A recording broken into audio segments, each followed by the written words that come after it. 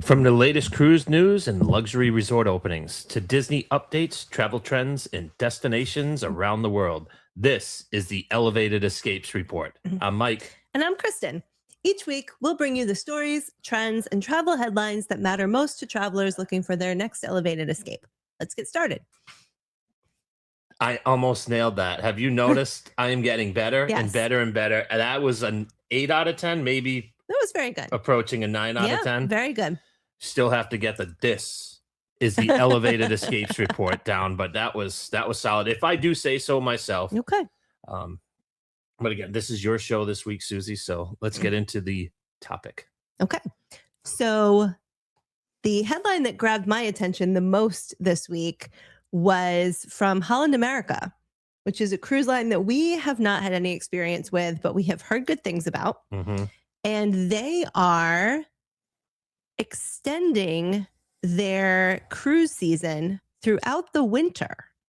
So they're going to be cruising in Europe year-round through the 2027-2028 winter season. So year-round cruising in Europe, I think, is a very cool option. So they're going to keep their new Statendam ship in Europe, and that's going to add about a dozen new itineraries spanning the Mediterranean and Northern Europe. And then they're also going to add a couple of new voyages on their Zwieterdam ship. Okay. So compared to last year, it's going to add more than 70 port days. Throughout all of Europe. Yeah. Okay. So the highlight of this is 2 Christmas market voyages, which is intriguing.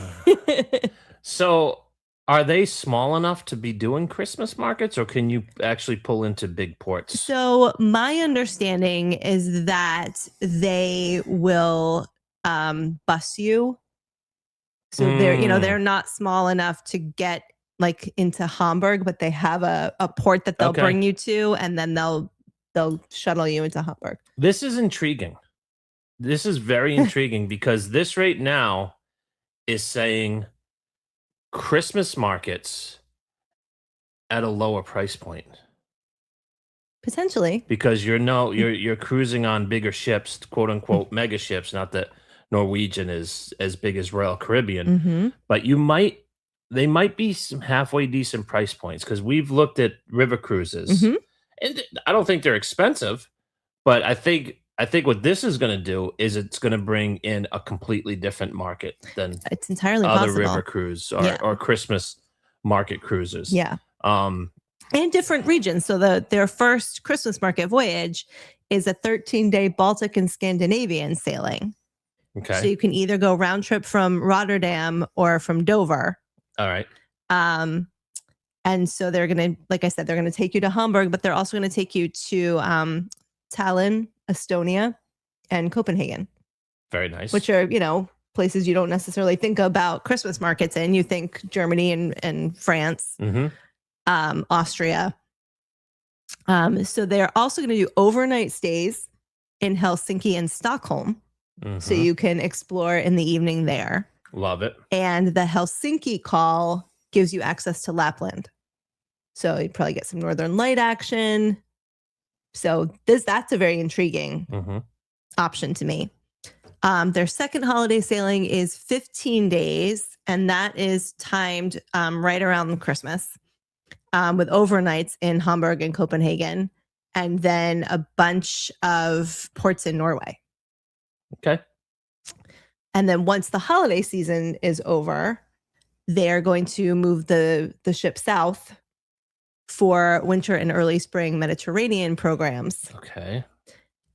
Covering the Western and Eastern Mediterranean and the Canary Islands. So it says ports across Spain, France, Italy, and Greece, including Valencia, Marseille, Livorno, Naples, Mykonos, Rhodes, and Kusadasi. Okay. So this, I think, sounds really, really cool. Those trips are 7 to 14 days. And then they're also doing something called the Collector's Voyage, which is up to 24 days. And then you can obviously do back-to-back sailings to combine Okay. for a longer trip. Okay. Yeah, that's a lot to wrap my head around, because when you were saying Northern Europe, that's specifically just for Christmas markets, and then after the holidays, they're going to come back down south. Because I'm thinking, who wants to go to the Scandinavian countries in January? Right, I'm sure there are some people. Yours truly, I'm all set. Right. I'm all set. Right. There's a reason we don't live in Minnesota anymore. But there is a huge, obviously, a demand. They're listening to their clients, and their clients want to sail in Europe. Well, and 12 like I months a said, year. now you're going to these, Scandinavian and Baltic Christmas markets that maybe you don't get to on some of the river cruises. So, as somebody who has some Swedish blood, that Stockholm option is pretty intriguing. Be interested to see how this goes, how much capacity. Yeah, what the reception is. What the reception is, and then who's going to be next to follow suit. Yeah. Because I don't think Norwegian is going out on a limb. Holland America. I'm sorry, Holland America. They're not going out on a whim. They've got data. Done their market research, and they know there's demand for it. So yeah, this really grabbed my attention when I saw it, because I think it opens up a whole new world. Now, is that something that you would potentially do? Do any of those sound interesting to you? Yeah, they all sound interesting.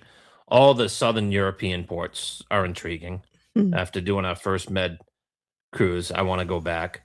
Christmas markets have been on our list for quite some time. Yep. And like I said, it's going to be a completely different price point. Yeah. From my perspective. Yeah, we'll see. We'll see what it looks like. How about you? All on your list for travel? Oh, yeah. Yeah, everything. Absolutely. Okay. So you just want to be a full-time traveler? That would be lovely. Okay. Yeah. We'll figure out how to make Anybody that work. wants to help me get there, I would greatly appreciate it. Or be my travel companion if there are some places Mike doesn't want to go. Fair enough. Yeah. So the other thing, kind of trending in terms of what people are talking about right now, is summer travel and some of the trends there. So despite kind of the global instability right now and the surging fuel prices, economic concerns in general, summer travel is still a priority for a lot of people. So how they do that is starting to change a little bit. What we're seeing is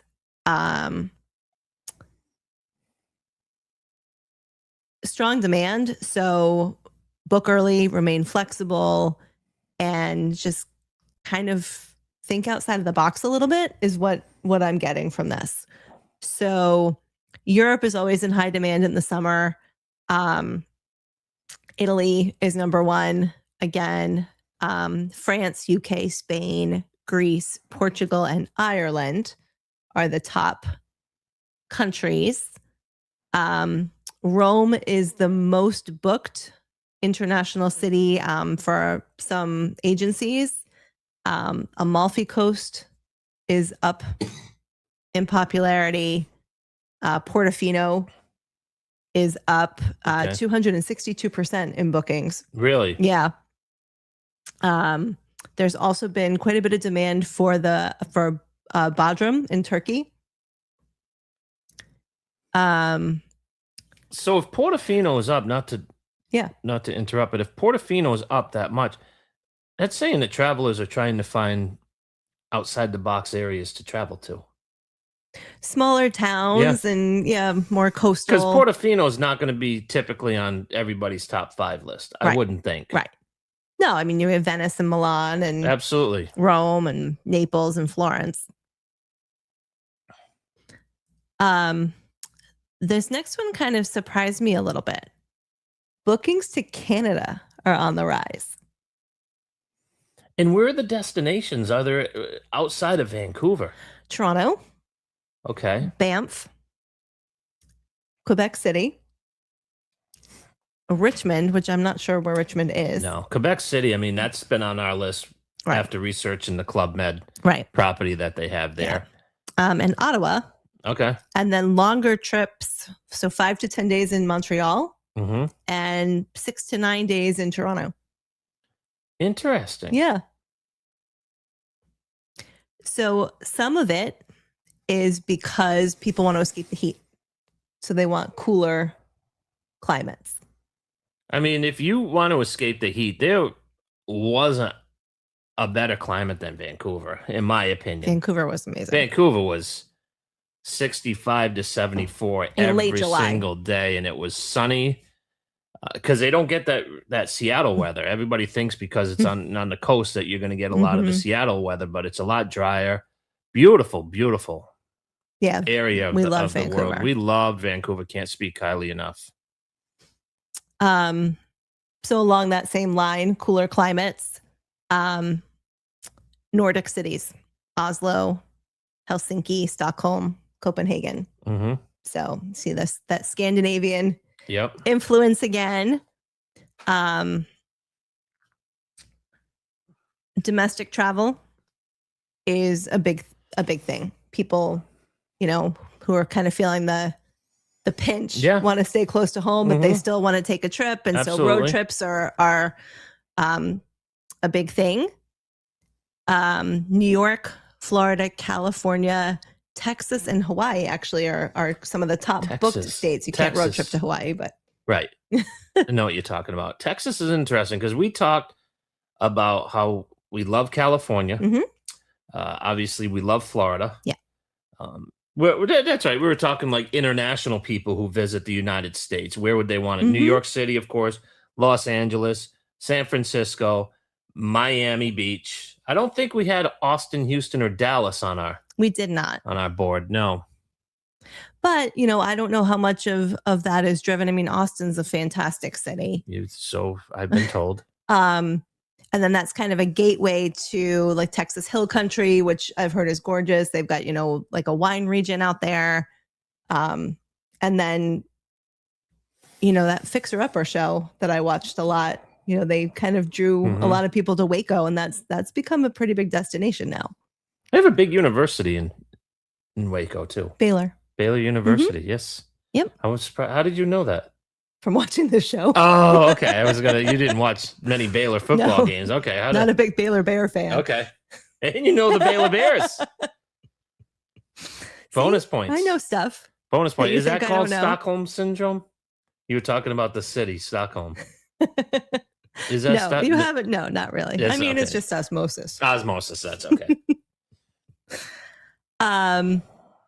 Also seeing an uptick in Midwestern cities. Hold on, let me guess, because I did not read this story. Midwest, we're going to be talking about obviously Chicago. Well, let's talk states and not cities. Okay, so if we're going to look at states, we're going to look at probably Missouri. Yes. We're going to look at Illinois. No.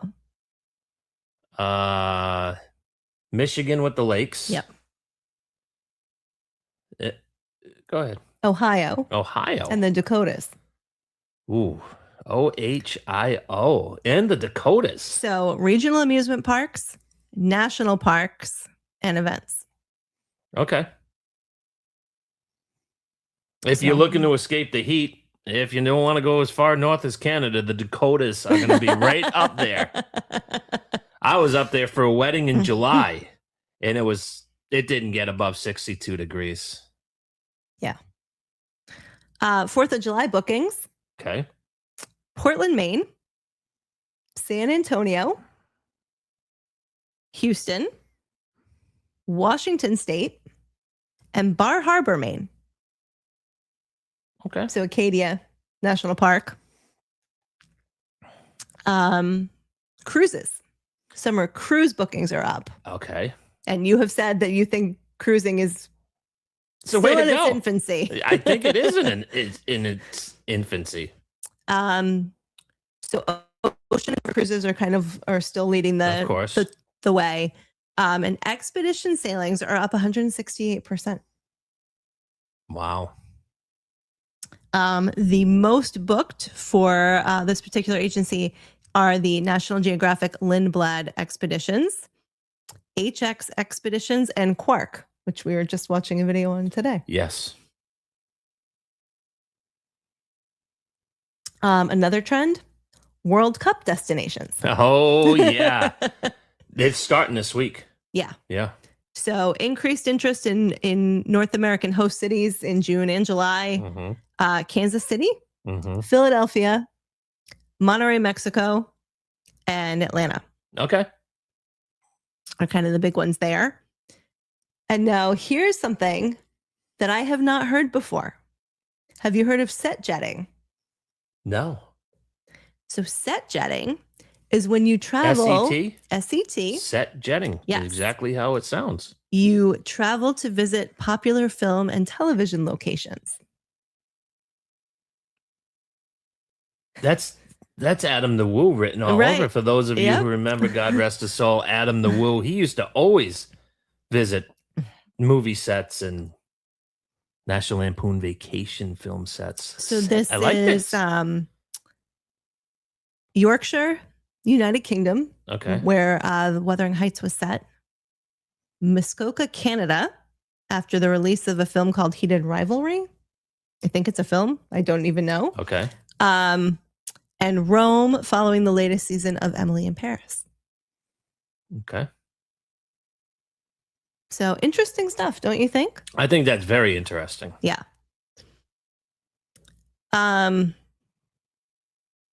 Yeah. Travel is so niche, isn't it? It really is. It's amazing. So one of the other trends is traveling for passion.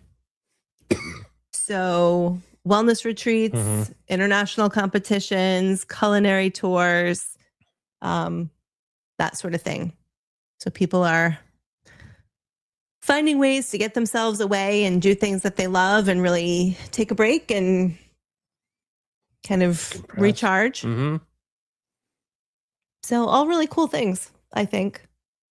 What did you find the most intriguing? So I think the concept of set jetting is really intriguing to me.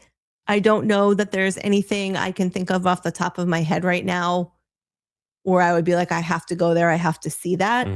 But I can see how certain people would. You know, I mean, New Zealand had such a huge boom after Lord of the Rings was filmed there. So I think, you know, this isn't like a brand new thing, but I think it's gaining some traction. I don't know. I still like the idea of like the good old fashioned American road trip, especially this year for the 250th anniversary. Route 66. Route 66. Gotcha. You know, Philadelphia, Boston. PCH. Yeah, PCH. Yeah. But I mean, if you want to do like the patriotic stuff, Okay. You know, I don't think anything reeks more patriotic than driving down the PCH in a convertible. The open highways with a big gas guzzling American car. Right? Yes, Clark. Happy 250th birthday, America. Wah, wah. Oh, that's funny. What about you? I think cruising year round in Europe is intriguing. I think the Christmas markets is intriguing. The other thing is the World Cup. I fell in love with the World Cup in 1994, the first year that America hosted it. And I've been a World Cup. I'm not a huge soccer fan, but I do always watch the World Cup every 4 years. And I've always wanted to go to some matches. So I think I totally understand that niche. Yeah. So let us know if any of these are on your radar, what you've got planned for the summer. Yeah. If you want to come on the show, absolutely. You can email me, Mike, at Luxury Travel Advisors LLC.com, or Kristen, that is Kristen. Thank you. But yeah, we'd love to hear what you're up to this summer. All right. That's all you got? That's all I got. That's all I got. That wraps up this week's travel stories on the Elevated Escapes Report. We'll be back next week with the latest travel trends from around the globe. Thanks for listening. And thanks for making us a part of your travel journey. Safe travels.